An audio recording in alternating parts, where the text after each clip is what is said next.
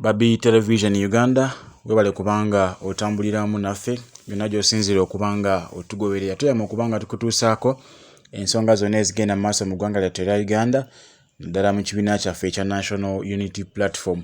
Mawulire mangi nnyo agagenda mu maaso wano ne wali ku mitimbagano egy'enjawulo era nga bingi nnyo ebitambula ne mu ggwanga lyattu erya Uganda wabula okusinziira ku mawulire agava munda mu kibiina kya National Unity Platform. Olunaku olwaleero President Robert Kyagulanyi Ssentamu Mitembo ayogeddeko eri bannayuganda era n'ayanukula ku butambi obubadde butambula ku social media platforms ez'enjawulo naddala omukutu ogwa TikTok ne Facebook nga Medadi Lubega Sseggona ne yeeyita ow'ekitiibwa Mathias Mpuuga Nsamba nga boogera ebintu oba ebigambo ebitajjaamu nsa ebiweebudde oba ebyaweebudde President Robert Kyagulanyi Ssentamu bwe babadde ku mukolo wali mu Mityana Municipality wabadde omukolo gwa kuziika actually gye basinziiridde ne boogera ebigambo bwe bityo nga bwe wabiwulidde oba nga bwe wabirabye ku mitimbagano egy'enjawulo. Gw'ate abirabye vidiyo eno gyeggwerako ngenda kubanga nkuwa obutambi obwo naye ngenda kukuwa President Robert Kyagulanyi Ssentamu byayogedde olunaku olwaleero ku nsonga ezigenda maaso mu ggwanga lya Kenya. President Robert Kyagulanyi Ssentamu akubye omulanga n'ababuuza nti mwe bannayuganda munyiigako ddi era mulinda ki okukola ekyo Generation Z kyekola mu ggwanga lya Kenya olw'ensonga nti gavumenti y'e Kenya eri mu lusuubo eteereddwa ku bunkenke bavubuka abataweza na myaka 25 nga yemubiraba ku mitimbagano ne ku mawulire ag'enjawulo. Kusinziira ku ebyo bye mulaba ebiri e Kenya abavubuka baagala Ruto out of the State House basobole okubanga bagamba nti abanyigirizza nnyo era n'ekyo kyakoze si kye baali bamusuubiramu nga bannakenya nga n'olw'ensonga eyo I must get out of office nga bannakenya embawulira.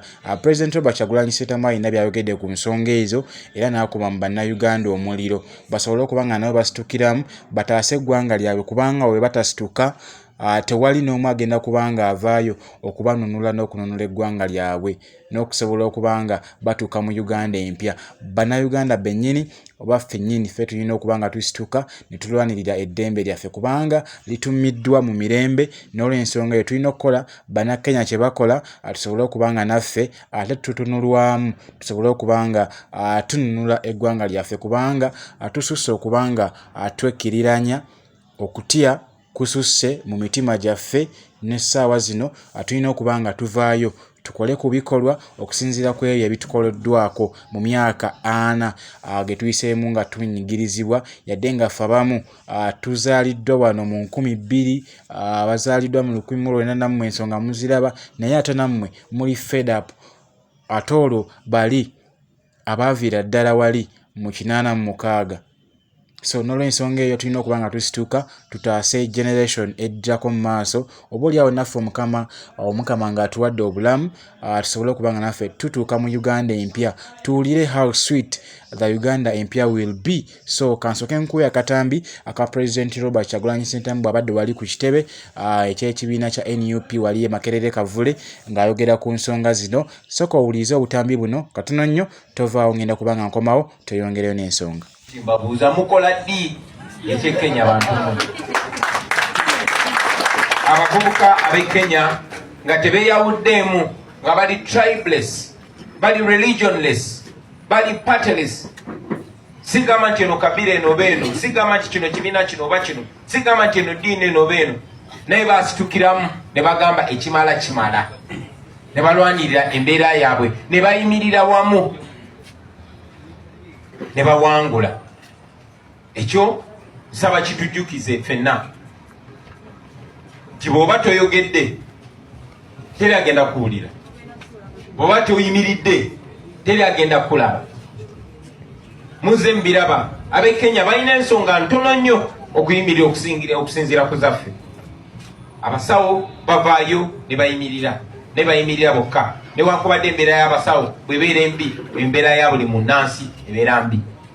Abasuubuzi bwe bavaayo bayimirira bokka newankubadde embeera y'abasuubuzi bw'ebeera mbi embeera ya buli munnansi ebeera mbi.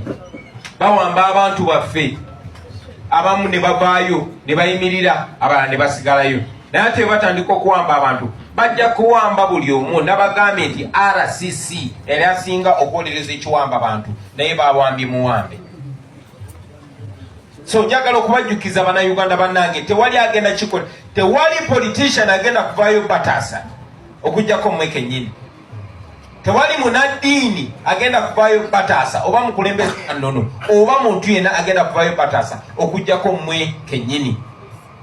So mwe abavubuka ab'Uganda ensi yammwe mulina okuyimiriranga mwe namwe abakulembeze. Obukulembeze kitegeeza kukulembera, okulembedde abantu naye obatwala wa? Gy'obatwala gy'oyagala okgenda, gy'obatwala weesiimisa. Nzize nga nkibagamba nti bwe mutakulembere bantu bajja kwekulembera, ate baneekulembera bayinza n'obbagana n'obbagoberera. So mukisobola, ab'e Kenya kye bakoze mukisobola. Kasita mussa kimu, kasita mumanya nti tewali muwendo gwa ssente gwe bagenda kuwa amalwaliro gaterere, tewali muwendo gwa ssente gwe bagenda kuwa amasomero gaterere, wabula singa ffenna tuyimirira wamu ne biterera kijja kuyamba ffenna. Eyo y'engeri yokka ekyusa embeera, kuyimirirawo, kwekalakaasa. Ekigambo kwekalakaasa bazze bakibagamba bagezaako kibajja mwekalakaase. Bwe muli batte mwekyanze tewali kye bagenda baweerera ku source. So you must rise up and stand. Temukkiriza nga muntu yenna bawula mawanga. Kwemere buli weetuuka Museveni abadde nga nnyo smart ng'ajjayo kaadi ya tribe. Gagamba buli wa kabira eno na buli wa kabira eno. Ate nammwe gaba bawula bwe batyo. Ng'ajjayo kaadi y'eddiini. Bwe kigaana ng'afuna abamu ku mmwe ng'abagula. Muzze mubalaba. Ng'agula abamu ku mmwe basobole okubadaivatinga. Agenza ayingiramu buli organization kebeera eddiini abayingiramu n'abakolamu ekiwayi, mwe muli b'egindi ne mwe muli b'egindi, oba muli basiraamu abayingiramu muze mubiraba, oba muli bakatuliki abayingiramu n'abalwanaganya, oba muli balokole abayingiramu, omukono gwe guli buli wamu.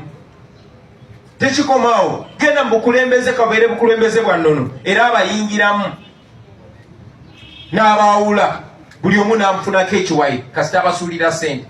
Ebibiina muze mubiraba byonna buli wamu ayinawo ababe.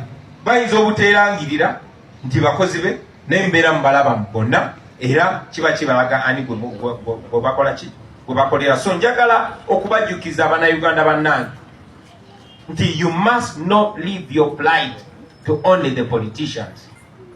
The politicians will lead you when they know you know where you want to go. If you don't know where you want to go, they will mislead you. Kenya etuwadde example. Ekibadde Kenya musobola okikola. Tewewuunya lwaki badiployinza amagye wano wonna wonna kubanga batya. Ne kati ate abantu abatya mwe muganya bakangamu. So nziramu okubajjukiza nti kisobokera ddala. Tebutulinda. Nedda. Museveni kye yakola akwata abakulembeze n'agamba kati wenkera kumakya neneetolole wa Kyagulanyi ne w'abakulembeze abalala mbakiremesezza. Kaakati this is the time to change that. This is the time to change that. President Robert Kyagulanyi Ssentamu bw'atyo bw'akomekereza mu katambi kano. Bingi nnyo byayogedde naye njagadde nkusaliremukko kapaati kano osobole okuba nga okategeera bulungi. Golooza ki ekigenda okubanga kibaawo ng'ennaku z'omwezi 31. Abasuubuzi of course okusinziira nga bwe mbadde mbategeeza ku mukutu guli ogwa Cloud9 Television Uganda n'olunaku olw'ejjo n'abategeezezzaako nti King Saha yeegasse ku basuubuzi okusituka okulaga obutali bumativu ku nsonga z'emisolo ezeekanamye naddala omusolo gwa IFRIS n'okwongezebwamu ensimbi endala abasuubuzi balina okuba nga basasula. Kino kitunyigira wamu nga bannayuganda. Bannakenya barejectinze financial bill ya 2024 n'olw'ensonga eyo bannayuganda siraba kibalema oba kibagaana kusituka. Teri agenda kubanga atutaasa singa bannakenya tebasituse akuvaayo okulaba nga balaga obutali bumativu ku nsonga ya financial bill ya 2024 ani yandisitudde eddoboozi okusobola okubanga batekinga oba mamakinga Ruto okugirijekitinga ntagenda gisayininga. Ababaka bonna bakkiriza, actually mwalabyeko n'omubaka omu eyakkiriza ennyumba ye baagyokezza yonna n'emmotoka ezabadde mu compound ne bazookya. Ani agenda okubanga avaayo? Olwaleero ndabyeko Honorable Ssemujju resigninze, actually ayina statement gy'akoze anti bannayuganda balemeddwa okulaba engeri Museveni gy'abbamu taxpayers money oba ensimbi y'omuwi w'omusolo, kubanga tulemeddwa okusituka, tulemeddwa okubalaga nti bannaye tukooye. So mu nsonga eyo President Robert Kyagulanyi Ssentamu bulijjo takyeta direct nga bulijjo, naye akibagambye mukiwulidde. Awulidde tegeezaako omulala. Ng'ennaku z'omwezi 31 tusimbukire ku basuubuzi. Singa ensonga zaabwe tezikolwako, kabeere akaliira ka sparkinga, tukwate kye tusobodde tulumbe nga bannakenya bwe bakikoze, tusobole okubanga tununula eggwanga lyattu, kubanga bwe tuteenyigiramu teri agenda kusituka kubanga atulwanirako nga bannayuganda. Akibagambye mukiwulidde, sigenda kubanga nina kyennyongerezaako, era ensonga muziwulidde bulungi nnyo. Atakuumira mpeera bankuumire, kankome wano mubiwulidde.